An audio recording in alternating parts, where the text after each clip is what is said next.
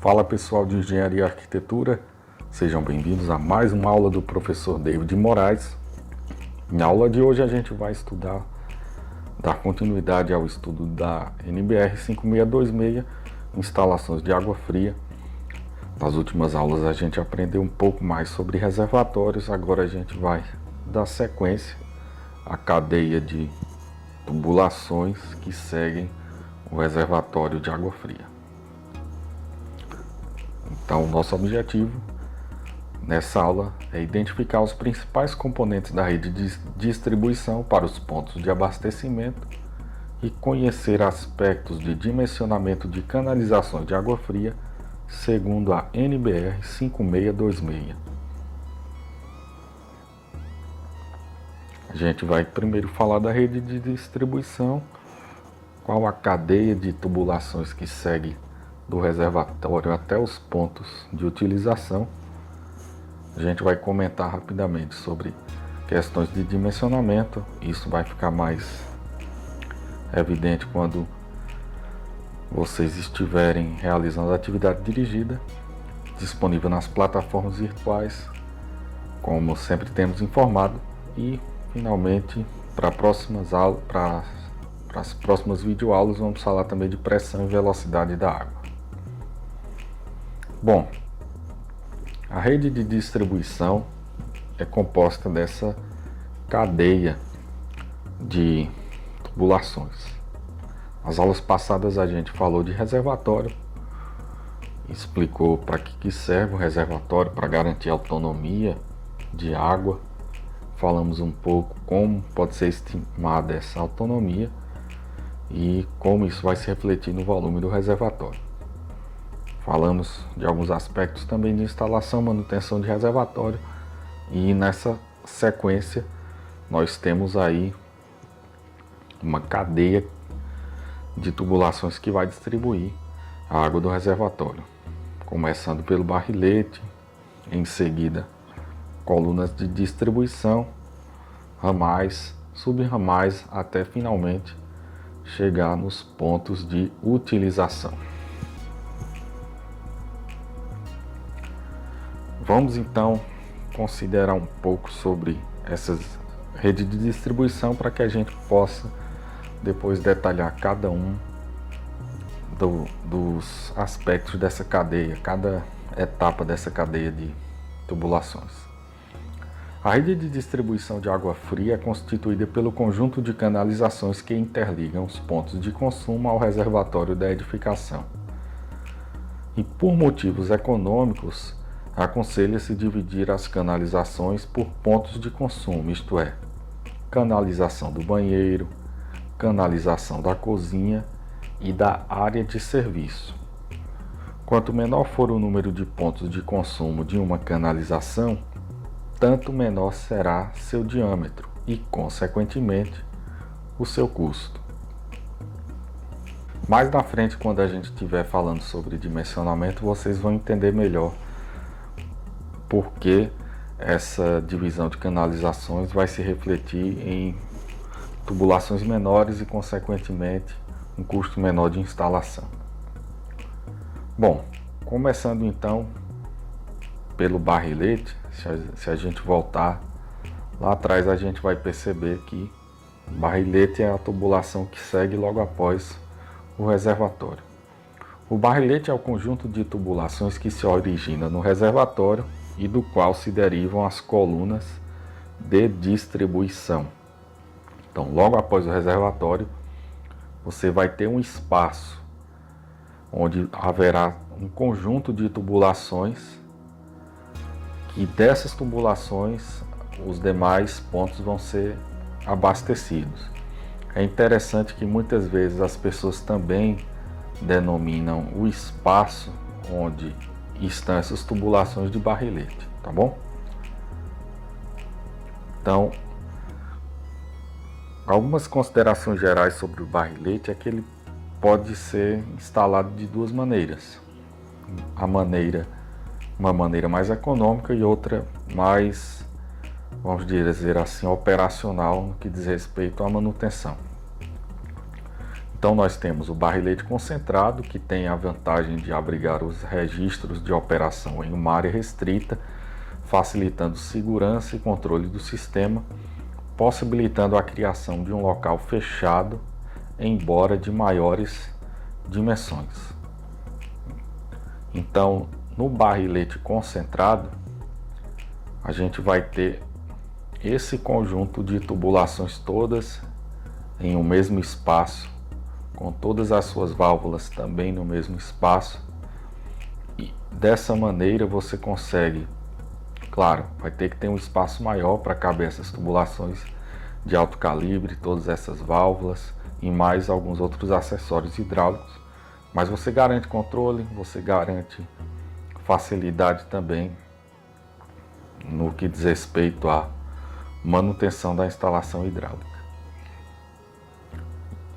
Há também uma forma de instalação de barrilete, que é o ramificado, instalação mais econômica, possibilita uma quantidade menor de tubulações perto do reservatório. Os registros são mais espaçados e colocados antes do início das colunas de distribuição.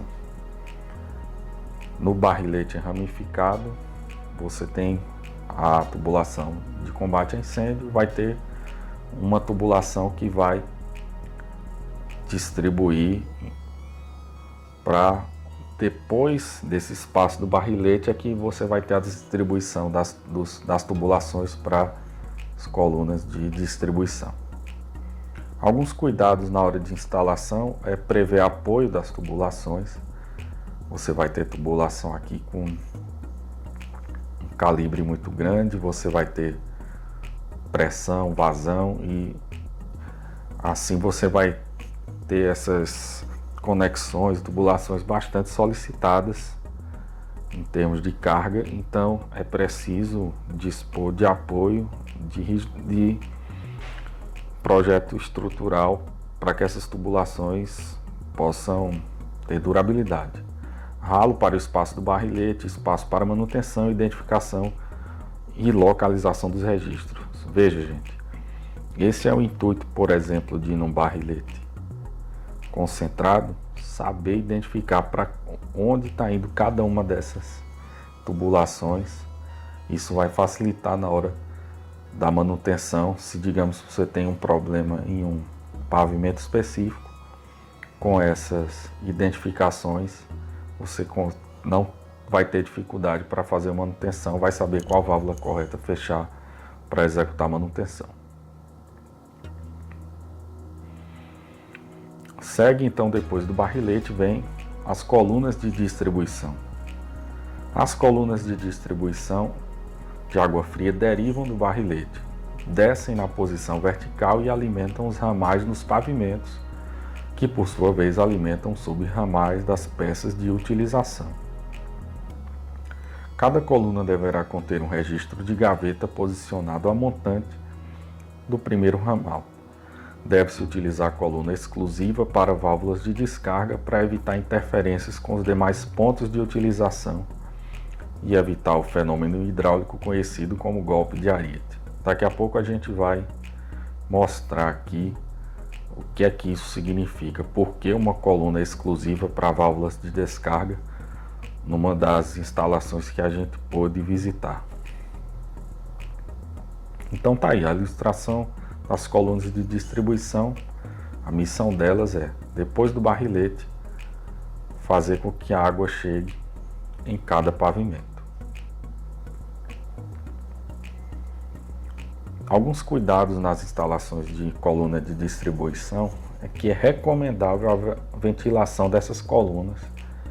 Algumas delas, como a gente sabe, já é previsto no projeto arquitetônico o uso de shafts, de espaços vazios dentro do projeto arquitetônico por onde vão passar essas colunas. A ventilação é importante para evitar a possibilidade de contaminação da instalação devido ao fenômeno chamado retrosifonagem. Isso a gente comentou nas primeiras aulas. Outra razão para ventilar a coluna de distribuição é que nas tubulações sempre ocorrem bolhas de ar, que normalmente acompanham o fluxo de água, causando a diminuição das vazões das tubulações. Com a ventilação da coluna, essas bolhas serão expelidas, melhorando o funcionamento das peças de utilização. Também no caso de esvaziamento da rede por falta de água, quando voltar a mesma a encher, o ar fica preso, dificultando a passagem da água. Neste caso, a ventilação permitirá a expulsão do ar acumulado. Isso a gente comentou também nas outras aulas. Ventilação, você vai permitir que a tubulação tenha contato com a pressão atmosférica e com isso, todas essas bolhas elas vão poder ser escoadas para a tubulação onde há ventilação. Bom, falando aqui da válvula, vocês estão percebendo a diferença entre o calibre da tubulação por onde está a válvula de descarga, a diferença dessa tubulação para os calibres das tubulações das outras peças, dos outros aparelhos de utilização, chuveiro, enfim, a torneira, pia. Vocês percebem a diferença, como ela tem um calibre muito mais grosso.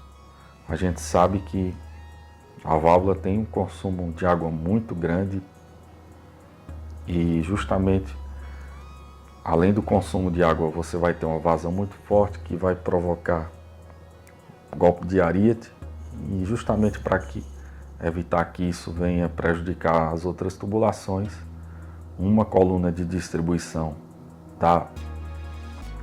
do acionamento de descarga por válvula vai direto para o reservatório. Isso aqui foi uma visita técnica que a gente pôde realizar em uma residência e eles fizeram a opção de colocar essa instalação hidráulica num drywall, tá? Eu apenas fui visitar essa obra, não pude acompanhar e de certa maneira alguns engenheiros discutimos um pouco a viabilidade de uma instalação dessa, ainda mais com acionamento com válvula de descarga em drywall.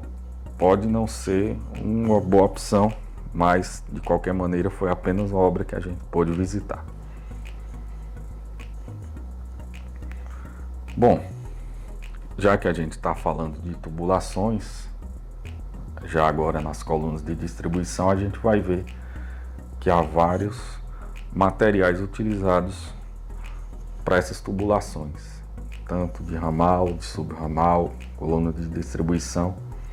Normalmente a gente vai ver, como a gente pode verificar na figura anterior, normalmente se utilizam tubulações do tipo de material de PVC. Existem vários componentes empregados nos sistemas prediais de água fria: tubos, conexões, válvulas, registros, hidrômetros, bombas, reservatórios. Os materiais mais comumente utilizados nos tubos é o PVC, cloreto de polivinila, aço galvanizado e cobre. Nas tubulações destinadas ao transporte de água potável são executadas com tubos de plástico, visto que são imunes à corrosão, vão ser pouco reativos e por isso garantem potabilidade da água. As vantagens dos tubos e conexões de PVC em relação aos outros materiais são leveza, facilidade de transporte, manuseio, durabilidade limitada, resistência à corrosão, facilidade de instalação, baixo custo e menor perda de carga. Guardem esse termo para as próximas aulas: perda de carga. As principais desvantagens são baixa resistência ao calor e degradação por exposição prolongada ao sol. Por isso, essas tubulações normalmente não são expostas ao sol para preservar sua durabilidade. A gente vai encontrar também tubos metálicos, tá? A gente vai ver tubos metálicos principalmente em sistema de combate a incêndio. A gente vai ver sendo utilizado esse tipo de tubulação. Os tubos metálicos apresentam maior resistência mecânica, menor deformação, resistência a altas temperaturas, não entram em combustão nas temperaturas usuais de incêndio. As desvantagens são sua suscetibilidade à corrosão, possibilidade de alteração das características físico-químicas da água pelo processo de corrosão e de outros resíduos, maior transmissão de ruídos ao longo dos tubos, maior perda de pressão. Mais uma vez, guardando aquele termo perda de carga, e aqui se fala de perda de pressão. Então, tubulação de PVC, menor perda de carga, tubulação metálica, maior perda de carga. Mais na frente a gente vai falar disso nos próximos vídeos.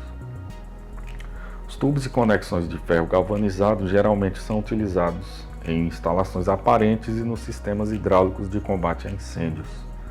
As conexões, principalmente os cotovelos, são muito utilizadas nos pontos de torneira de jardim, pia, tanque, por serem mais resistentes. Então, esse tipo de conexão metálica a gente vai ver nesses pontos expostos ao sol, enfim, uma probabilidade de quebra maior.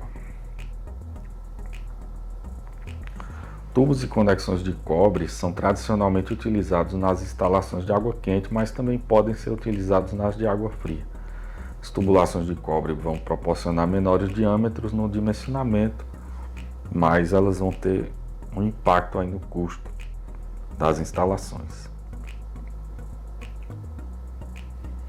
Bom, pessoal, além dos materiais utilizados em tubulações, antes da gente entrar no dimensionamento dos ramais, subramais, coluna de distribuição e barrilete, é importante também a gente conhecer alguns dispositivos que vão interferir nesse dimensionamento. São os dispositivos controladores de fluxo. Esses dispositivos são destinados a controlar, interromper e estabelecer o fornecimento da água nas tubulações e nos aparelhos sanitários. Normalmente são confeccionados em bronze, ferro fundido, latão, PVC, satisfazendo as especificações das normas vigentes. Os mais importantes dispositivos controladores de fluxo são as torneiras, os misturadores, registros de gaveta que permitem a abertura ou fechamento de passagem de água por tubulações e os registros de pressão que são utilizados em pontos onde se necessita regulagem de vazão, como chuveiros, duchas e torneiras. Além desses dispositivos, há também as válvulas. Válvula de descarga, que é o que a gente vai ver em instalação de bacia sanitária. Válvulas de retenção, que são utilizadas para que a água flua somente em um determinado sentido na tubulação. Instalação de bombeamento, por exemplo, é interessante o uso de válvulas de retenção. E válvulas de alívio redutores de pressão, que mantém constante a pressão na saída da tubulação, já reduzida a valores adequados. Todos esses dispositivos, eles terão um impacto na hora do dimensionamento dessas instalações, dos diâmetros dessas tubulações, tá? Bom, então agora, só para reforçar, tá, gente? Todas essas informações vocês podem encontrar na bibliografia básica da disciplina. O Carvalho Júnior, muita coisa do que foi dito aqui foi retirado diretamente da bibliografia e fazemos questão de reforçar aqui o Carvalho Júnior, que tem sempre premiado os engenheiros do Brasil, cada ano, sempre apresentando uma nova edição. Aqui a gente está usando a 4ª edição, mas cada ano a gente tem visto uma atualização com informações importantes, então faço questão que vocês confiram todas essas informações na bibliografia básica da disciplina. Então agora a gente pode partir para a atividade dirigida, tá? Que consiste no dimensionamento de tubulações de rede de distribuição. Vamos dimensionar os ramais, subramais e canais de distribuição e barrilete. Tudo isso baseado no que está lá disponibilizado na atividade dirigida. Confiram lá nas plataformas virtuais e alguma dúvida vocês podem me procurar aqui através do canal ou também dos canais de comunicação que a gente tem nas plataformas, tá? Então tenham um estudo proveitoso, qualquer dúvida, estamos à disposição. Até a próxima.